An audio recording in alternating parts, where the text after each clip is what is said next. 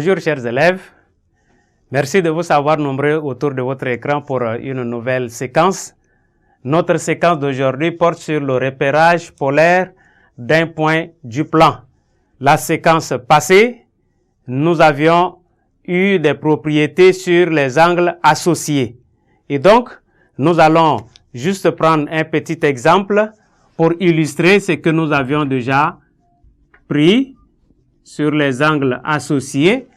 En exemple, on nous demande de déterminer, donc déterminons cosinus de moins pi sixième, cos de moins pi sixième, et sinus de moins pi sixième. Voilà. Nous avions dit hier, la séquence passée, que cosinus de moins alpha est égal à cos de alpha. Et donc, si cos de moins pi sixième est égal à cos de pi sixième, et cos de pi sixième, nous avions eu dans les angles remarquables, qui est égal à la racine carrée de 3 sur 2. Et aussi, nous avions sinus de moins alpha, qui est égal à moins sinus de alpha, et donc, sinus de moins pi sixième est égal à moins sinus de pi sixième. Or, sinus de pi sixième est égal à 1,5, et donc on a moins 1,5. Merci, chers élèves. Vous allez continuer avec d'autres exemples.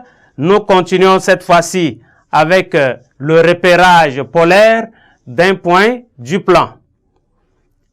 Je vous en prie, apprêtez donc vos cahiers pour prendre bonne note.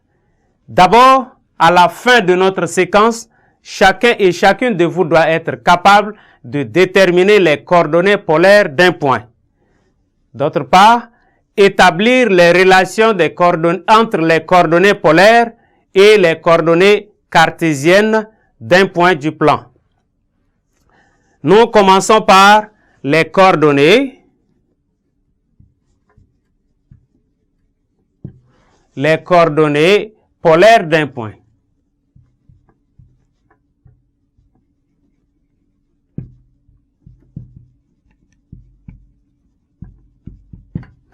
Voilà, les coordonnées polaires d'un point. Nous notons en définition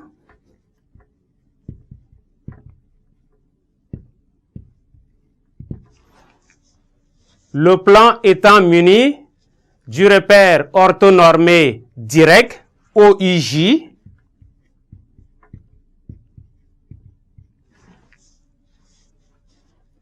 avec IJ, la mesure de l'angle entre IJ est égal à pi demi, ce qui veut dire c'est un repère orthogonal. Pour tout point M distinct de l'origine O, on appelle couple des coordonnées polaires du point M le couple réel R et alpha. Le couple réel R alpha, où R est égal à la distance OM et alpha, c'est la mesure de l'angle entre le vecteur I et le vecteur OM. Voilà, la relation entre coordonnées polaires et coordonnées cartésiennes va s'en suivre avec une propriété. Donc voilà la représentation graphique de notre point M où la distance OM est égale à R et l'angle formé entre le vecteur I et le vecteur OM, c'est noté alpha. Et donc, M est repéré par alpha et la distance R. Nous passons maintenant à la relation entre les coordonnées polaires et les coordonnées cartésiennes. Relation entre les coordonnées polaires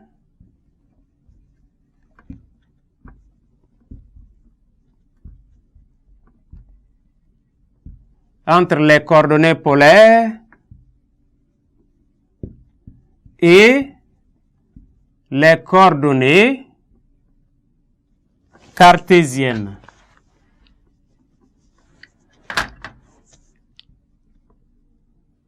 Et les coordonnées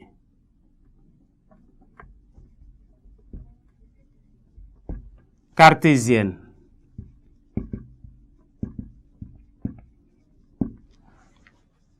Voilà, nous allons voir ces relations.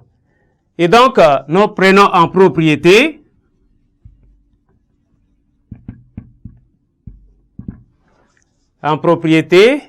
nous disons soit M un point de coordonnées cartésiennes X, Y.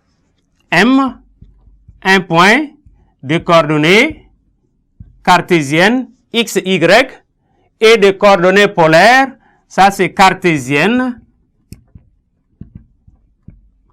et de coordonnées polaires R et alpha. Nous avions noté alpha, donc gardons la notation alpha. Ça, c'est coordonnées polaires. Les coordonnées cartésiennes.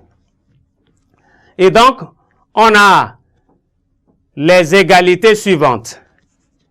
Nous avions les égalités suivantes.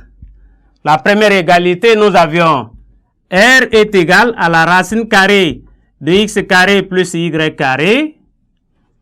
Ça, c'est la première relation. La seconde relation, nous avions x est égal à R cosinus alpha. Et nous avions y. Ici, à partir de ça, nous pouvons tirer cosinus alpha. Donc, cosinus alpha est égal à x sur R. Et la troisième relation, y est égal à R sinus alpha. Et nous pouvons tirer sinus alpha qui est égal à y sur R. Je dis bien y sur R. Et voilà, avec ces relations, nous avions la relation entre les coordonnées cartésiennes et ici, les coordonnées polaires R alpha. Merci, chers élèves, pour votre aimable attention et nous espérons vous revoir nombreux à la séquence prochaine.